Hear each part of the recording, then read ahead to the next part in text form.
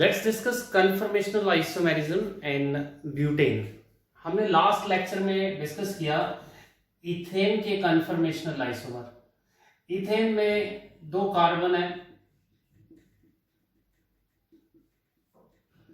इसको carbon number 1 कहे, इसको कार्बन नंबर 2 कहे। तो कार्बन नंबर 1 से अगर एक हाइड्रोजन को CH3 से रिप्लेस कर दें और कार्बन नंबर 2 से भी एक हाइड्रोजन को अगर CH3 से रिप्लेस कर दे तो ये एक ब्यूटेन का मॉलिक्यूल बन जाएगा। सो नाउ अगर अब इसकी नंबरिंग करें तो ये बन जाएगा कार्बन नंबर 1 2 3 4। ये इथेन का न्यूमैन प्रोजेक्शन फॉर्मूला है एक्लिप्स फॉर्म। इस एक्लिप्स फॉर्म में फ्रंट कार्बन के हाइड्रोजन इस बैक कार्बन के हाइड्रोजन को कवर करते हैं। तो यहाँ पर एक रिपल्शन है, हमने लास्ट लेक्चर में डिस्कस किया था। इस बॉन्ड के इलेक्ट्रॉन और इस बॉन्ड के इलेक्ट्रॉन एक दूसरे को रिपेल करते हैं। This is torsional strain. अगर हम फ्रंट कार्बन के इस हाइड्रोजन को हटा दें और इस बैक वाले कार्बन के भी हाइड्रोजन को हटा के इन दोनों पर अगर CH3 ग्रुप लगा दिया जाए तो ब्यूटेन का मॉलिक्यूल बन जाएगा।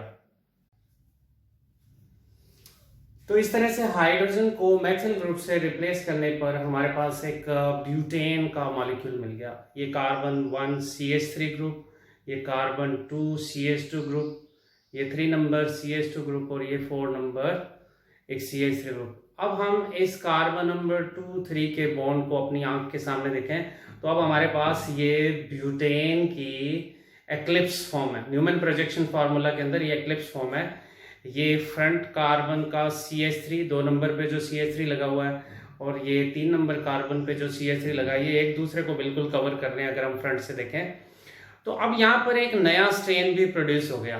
पहले एक टॉर्जनल स्ट्रेन था, लेकिन अब देखें तो ये ग्रुप और ये ग्रुप एक दूसरे के काफी नजदीक हैं और इसकी वजह से एक नया स्ट्रेन अराइज हो रहा है, this is known as steric strain. तो अगर हम इथेन की एक्लिप्स फॉर्म को ब्यूटेन की एक्लिप्स फॉर्म से अगर कंपेयर करें तो अब जो एनर्जी होगी इसके अंदर वो पहले के कंपैरिजन में ज्यादा होगी, क्योंकि एक नया रिपल्शन आ गया, stearic strain.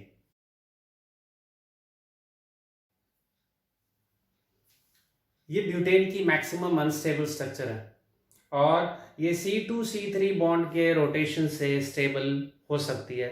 Let's see one by one हम इन स्ट्रक्चर को ड्रॉ करते हैं और अंडरस्टैंड करते हैं कि ये स्टेबल कैसे होगी। ये कार्बन नंबर 2 है जो हमें एक डॉट के फॉर्म में दिखाई देगा और इसके ऊपर 3 ग्रुप लगे हैं।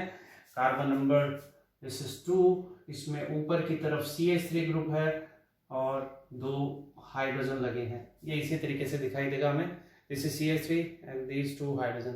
कार्बन नंबर 2 के बैक साइड में कार्बन नंबर 3 है, इसे हम एक सर्कल के फॉर्म में ड्रॉ करेंगे। कार्बन नंबर 3 के ऊपर की तरफ एक CH3 जा रहा है और नीचे 2 हाइड्रोजन जा रहे हैं। तो ऊपर की तरफ जो CH3 है वो फ्रंट CH3 के बिल्कुल बैक साइड में आएगा। So this is eclipse form of butane. इस एक्लिप्स फॉर्म की एनर्जी मैक्सिमम होगी क्योंकि इसमें टॉर्जनल स्ट्रेन और स्टीरिक स्ट्रेन दोनों है। ठीक है, इस एक्लिप्स फॉर्म के लिए हम एक वर्ड यूज कर रहे हैं, total eclipse. This is total eclipse, क्योंकि एक बड़ा CH3 ग्रुप एक बड़े CH3 ग्रुप को कवर कर रहा है। अगर हम इसे क्लॉकवाइज फ्रंट कार्बन को एज इज रखें और बैक कार्बन को क्लॉकवाइज अगर रोटेट करें तो हमारे पास एक नया कन्फर्मेशन मिलेगा। दिस इज स्टेबल कन्फर्मेशन, क्योंकि टॉर्जनल स्ट्रेन भी कम हो गया, बॉन्ड के इलेक्ट्रॉन एक दूसरे से दूर हो गए और ये ग्रुप भी एक दूसरे से दूर जा रहे हैं। तो ये स्ट्रक्चर के अंदर अगर हम डाईहेड्रल एंगल की बात करें, ये फ्रंट कार्बन का CC बॉन्ड है और ये बैक कार्बन का CC बॉन्ड है। इनके बीच में जो बनने वाला एंगल होगा अब हम इसे डाईहेड्रल एंगल कहेंगे। तो ये 60 डिग्री का डाईहेड्रल एंगल है और ये स्टेबल स्ट्रक्चर होगी। तो हमने फ्रंट कार्बन को एज इट इज रखा और रियर कार्बन को क्लॉकवाइज रोटेट किया। जो रियर कार्बन है उसको हमने क्लॉकवाइज रोटेट किया। तो फ्रंट कार्बन में हमने कोई चेंज नहीं किया, जैसा पहले था एज इट इज है। रियर कार्बन को हमने क्लॉकवाइज रोटेट किया तो ये CH3 ग्रुप अगर अब ये यहां पे आ जाएगा। फ्रंट कार्बन का CC बॉन्ड और ये बैक कार्बन के CC बॉन्ड के बीच का जो एंगल है, दिस इज डाइहेड्रल एंगल। इसके कंपैरिजन में ये स्टेबल स्ट्रक्चर है, क्योंकि टॉर्जनल स्ट्रेन भी कम हो गया, ये बॉन्ड के इलेक्ट्रॉन और ये बॉन्ड के इलेक्ट्रॉन एक दूसरे से दूर दूर हो गए, और ये ग्रुप भी एक दूसरे से दूर दूर हो गए। तो दिस इज स्टेबल स्ट्रक्चर। इस तरह से हमारे पास जो स्ट्रक्चर मिली, इसको हम गॉश फॉर्म बोलते हैं, गॉश। और ये इथेन की स्टैगर्ड कन्फर्मेशन के जैसी है। अब हम फिर से अगर C2C3 बॉन्ड को फिर से क्लॉकवाइज रोटेट करें, ये हमारे पास गॉश फॉर्म है, 60 डिग्री फिर से क्लॉकवाइज रोटेशन करें, तो अब ये फिर से एक एक्लिप्स फॉर्म बन गई। पर इस एक्लिप्स फॉर्म को हम बोलते हैं दिस इज पार्शियल एक्लिप्स, क्योंकि ये फ्रंट कार्बन का CH और इसके बैक में एक CH3 ग्रुप आ रहा है। ये दोनों ग्रुप बराबर नहीं है। देखो, फ्रंट कार्बन को हमने कुछ नहीं किया तो एज इट इज लिखा जाएगा जैसा था, CH3 ग्रुप ऊपर की तरफ, हाइड्रोजन यहाँ पे और ये हाइड्रोजन यहाँ पे। जो रियर कार्बन है उसको हमने क्लॉकवाइज 60 डिग्री रोटेशन किया, इसके पीछे आ जाएगा, ये हाइड्रोजन यहाँ आएगा और ये यहाँ पे। तो ये हमारे पास जो स्ट्रक्चर बनी, this is partial eclipsed form बन गई। इसको फिर से रोटेट किया जाए, इस पार्शियल एक्लिप्स को, फ्रंट कार्बन को एज इट इज रखा जाए, रियर कार्बन को, ये C2C3 को मैं फिर से रोटेट कर रहा हूं, इस तरह से रोटेट कर रहा हूं कि जो हमारे पास CH3 ग्रुप है वो फिर से इन दोनों हाइड्रोजन के बीच में, लेकिन नीचे की तरफ आ गया। फ्रंट कार्बन में कोई चेंज नहीं है। C2C3 को क्लॉकवाइज फिर से रोटेशन किया, रोटेशन से हमारे पास जो स्ट्रक्चर अब मिलेगी, यहां पे CH3 ग्रुप अपनी पहले वाली जगह पे है जैसे था, और C2C3 को रोटेशन किया, ये ग्रुप फिर से आगे बढ़ेगा और ये यहां पे आ जाएगा। तो ये भी एक स्टैगर्ड के जैसी कन्फर्मेशन है, लेकिन दो CH3 ग्रुप एक दूसरे से बिल्कुल अपोजिट डायरेक्शन में है। इसके लिए हम एक वर्ड यूज करते हैं, एंटी फॉर्म है। ठीक है, इस एंटी फॉर्म को अगर फिर से C2C3 को क्लॉकवाइज रोटेशन करें तो क्लॉकवाइज रोटेशन से फिर से हमारे पास एक्लिप्स फॉर्म बन जाएगी। और ये एक्लिप्स फॉर्म कौन सी है? पार्शियल एक्लिप्स फॉर्म है। किसके जैसी होगी? बिल्कुल इस स्ट्रक्चर के जैसी होगी, लेकिन डिफरेंस क्या होगा? ये CH3 क्लॉकवाइज रोटेशन से इसके बैक साइड में आ जाएगा, तो हमारे पास स्ट्रक्चर क्या बन जाएगी? ये हमारे पास फिर से स्ट्रक्चर बन जाएगी। फ्रंट कार्बन के जो ग्रुप है वो एज इट इज है, रियर कार्बन का ये CH3 इसके बैक में आ जाएगा, यहाँ हाइड्रोजन है और यहाँ पे हाइड्रोजन है। तो ये भी क्या है? एक पार्शियल एक्लिप्स फॉर्म है। ये पार्शियल एक्लिप्स फॉर्म है।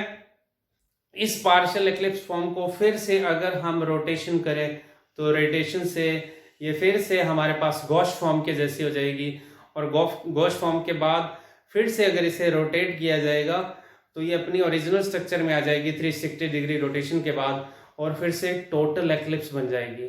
तो इन डिफरेंट स्ट्रक्चर की एनर्जी की अगर बात करें तो बिल्कुल डिफरेंट एनर्जी होगी। किस में कम एनर्जी है, किस में ज्यादा एनर्जी है, लेट्स डिस्कस।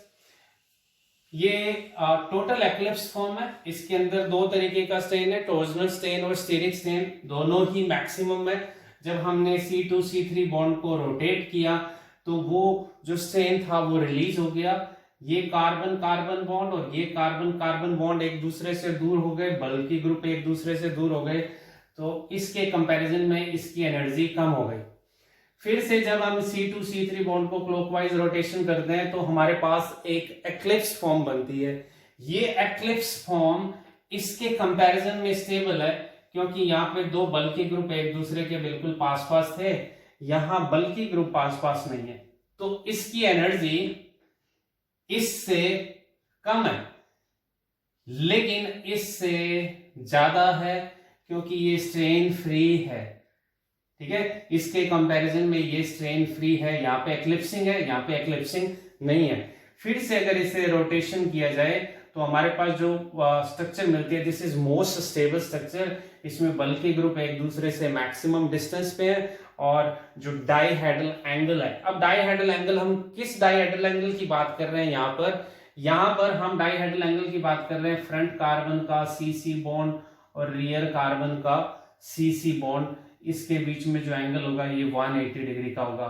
यहाँ पे डाइहेड्रल एंगल कितना है, फ्रंट कार्बन का CC बॉन्ड और रियर कार्बन का दिस इज 120, ये हमने ऑलरेडी डिस्कस किया, दिस इज 60 और यहाँ पे डाइहेड्रल एंगल 0 डिग्री। इसके बाद फिर रोटेशन करने से हमारे पास ये स्ट्रक्चर मिली थी और इसकी एनर्जी अगर हम कंपेयर करें तो बिल्कुल इसके बराबर होगी। इसको फिर से अगर हम रोटेट करें क्लॉकवाइज, ये यहाँ पे आ जाएगा, फ्रंट कार्बन में कोई चेंज नहीं, जैसा कि मैंने डिस्कस किया, CH3 hydrogen hydrogen C2C3 bond को रोटेशन करेंगे तो ये CH3 ग्रुप यहाँ पे आ जाएगा और हाइड्रोजन यहाँ पे। इसकी एनर्जी अगर हम कंपेयर करेंगे तो बिल्कुल इसके बराबर होगी, this is also Gauss form. और इससे फिर से अगर मैं रोटेट करूं, फ्रंट कार्बन को एज इट इज रखा जाए, CH3 हाइड्रोजन हाइड्रोजन और रियर कार्बन को इसको फिर से क्लॉकवाइज रोटेशन करें तो ये इसके पीछे चला जाएगा, ये ओरिजिनल स्ट्रक्चर के जैसा बन जाएगा, टोटल एक्लिप्स बन जाएगा, मैक्सिमम एनर्जी की स्ट्रक्चर है। इन सभी स्ट्रक्चर को हम एक ग्राफिकल पैटर्न में अरेंज करते हैं। इन डिफरेंट स्ट्रक्चर को हम दो एक्सिस पे अरेंज करते हैं, एक एनर्जी का एक्सिस है और एक एंगल ऑफ रोटेशन का एक्सिस है। ये हमारी फर्स्ट स्ट्रक्चर है, टोटल एक्लिप्स जिसे लेके चल रहे हैं।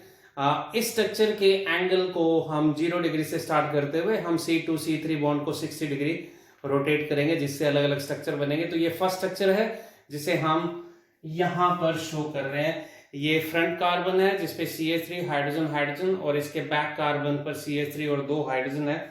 तो ये हमारे पास एक जो स्ट्रक्चर है दिस इज टोटल एक्लिप्स्ड फॉर्म है। फ्रंट कार्बन को एज इट इज रखते हुए C2C3 बॉन्ड को अगर हम क्लॉकवाइज 60 डिग्री रोटेट करेंगे तो 60 डिग्री रोटेशन से हमारे पास ये कन्फर्मेशन मिलेगी। This conformation is known as gauche form या इसे हम स्क्यू फॉर्म भी बोलते हैं। यहां पर डाइहेड्रल एंगल क्या है, जैसा कि मैंने पहले बताया, फ्रंट कार्बन का CH3 और बैक कार्बन के CH3 को अगर हम इस एंगल से देखेंगे तो ये 0 डिग्री के डाइहेड्रल एंगल के ऊपर है। Dihedral angle 0 degree. इस केस में ये फ्रंट कार्बन का CC बॉन्ड है, ये रियर कार्बन का CC बॉन्ड है, इन दोनों के बीच का जो एंगल है this is equal to 60 degree. ये डाइहेड्रल एंगल 60 डिग्री। फिर से हम इस CH3 को फ्रंट कार्बन को एज इट इज रखते हुए रियर कार्बन को अगर रोटेट करें तो क्लॉकवाइज रोटेशन से हमारे पास देखो इसकी एनर्जी डिक्रीज हो गई थी, फिर से ये जब इसके पीछे आएगा ये एक्लिप्स फॉर्म में जाएगा, इसकी एनर्जी फिर से इंक्रीज हो गई। तो यहाँ पे हमारे पास जो स्ट्रक्चर बन रही है this is partial eclipsed form, partial eclipse form बन गई। इस केस के अंदर अगर डाइहेड्रल एंगल की बात करें तो ये फ्रंट कार्बन का CC बॉन्ड, ये रियर कार्बन का CC बॉन्ड, इन दोनों के बीच का जो एंगल है ये 120 डिग्री। इसे हम फिर से रोटेशन करें, फिर से रोटेशन करेंगे, front carbon as it is ये यहाँ पे आ जाएगा, इन दोनों के बीच में डाइहेड्रल एंगल बन गया 180 डिग्री। मोस्ट स्टेबल स्ट्रक्चर, क्योंकि ये बल्कि ग्रुप एक दूसरे से मैक्सिमम दूरी पे हो गए, जो स्टेरिक स्ट्रेन है वो मिनिमम हो गया। इस स्ट्रक्चर को हम एंटी फॉर्म बोलते हैं, मोस्ट स्टेबल स्ट्रक्चर है। फिर से अगर इसे क्लॉकवाइज रोटेट करें तो ये स्ट्रक्चर फिर से एनर्जी इंक्रीज होगी और ये स्ट्रक्चर पार्शियल एक्लिप्स के जैसी बन जाएगी। इस C2C3 बॉन्ड को फिर से रोटेट करें फ्रंट कार्बन को एज इट इज रखते हुए तो हमारे पास फिर से एक गॉस फॉर्म आ जाएगी इसके इक्विवेलेंट एनर्जी की, और फिर से रोटेशन से एक टोटल एक्लिप्स मिल जाएगा। तो that's how these different structures are form. इन स्ट्रक्चर की एनर्जी, दोनों की एनर्जी सेम है, इन दोनों पार्शियल एक्लिप्स की एनर्जी सेम है, इन दोनों गॉस फॉर्म की एनर्जी सेम है, और सबसे कम जो एनर्जी है वो है एंटी फॉर्म की।